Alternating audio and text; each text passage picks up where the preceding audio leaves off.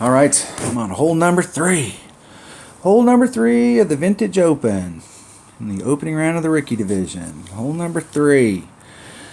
Big par 5. I need to get an Albie on this, and I have not got an Albie yet this week.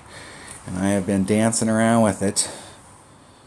And I've got the spot figured out now, and then now it's just a matter of hitting it perfect. And really, both of these shots need to be perfect. So I'm using an extra mile. I'm using I want to take an accurate bag. My goal is to get into my minimum backbone. That's my goal.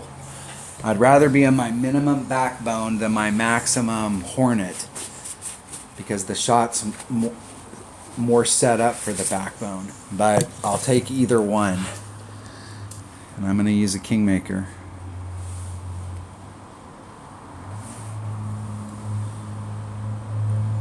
The problem with the Kingmaker, well, the problem with this shot is that I'm trying to get to the same spot over and over and over. I want to be very consistent with it. But if you hit it great to the right, it takes a different path on a great to the right that's much shorter. So it's not like you get the same distance, you're just in a different spot. It makes you're a lot shorter.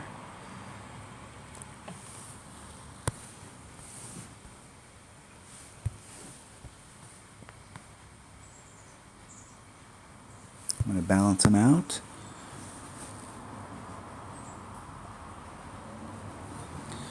Okay, I'm going to take the wind out.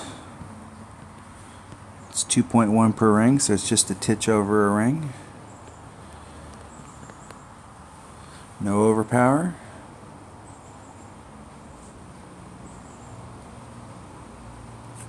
And I hit it great to the right.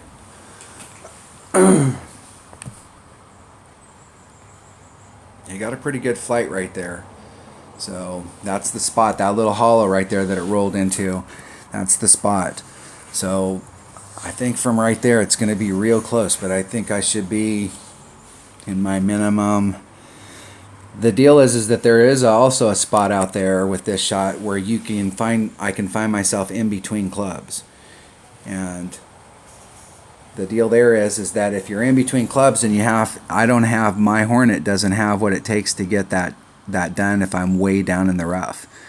And my backbone doesn't have what it takes to get it done if I can't do the rough bump and I have to backspin it onto the green. So then it becomes a much harder shot.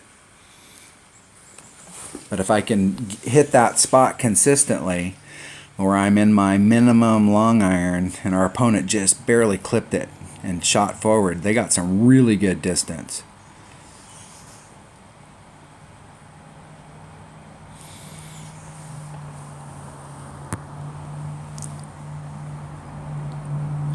See, and we're right at the club change.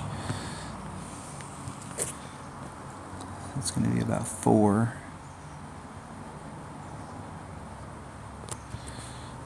And I want to start off about a half a cup. And it's at 1.1 per ring, so that's 2.2.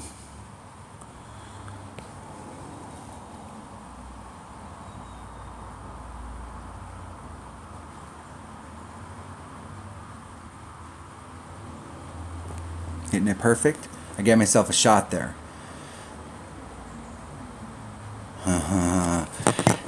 I moved it out because I keep going farther to the right, so I moved it out a little bit, and it hit true right to where I aimed it.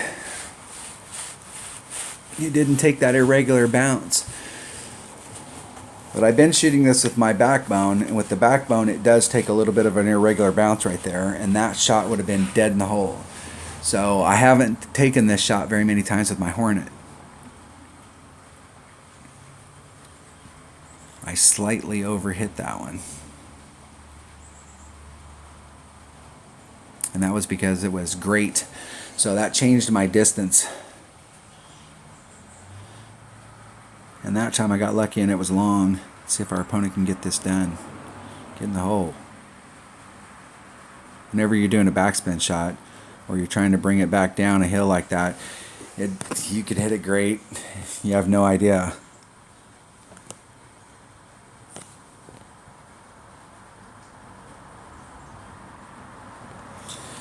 All right, I guess I have 3 more shots to get an albatross on that.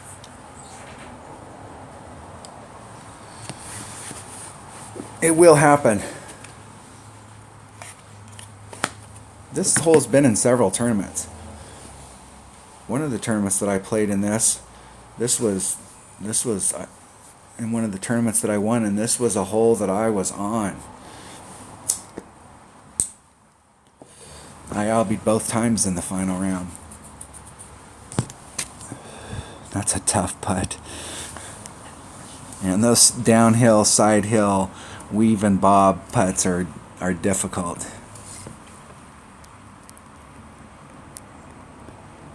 It's a tough chipping from there too.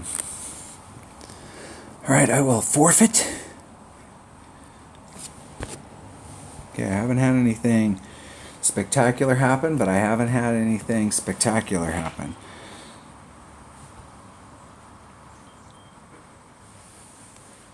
Just rolling along. All right, that was hole number 3 of the Vintage Open Tournament in the rookie opening round. Thanks for watching.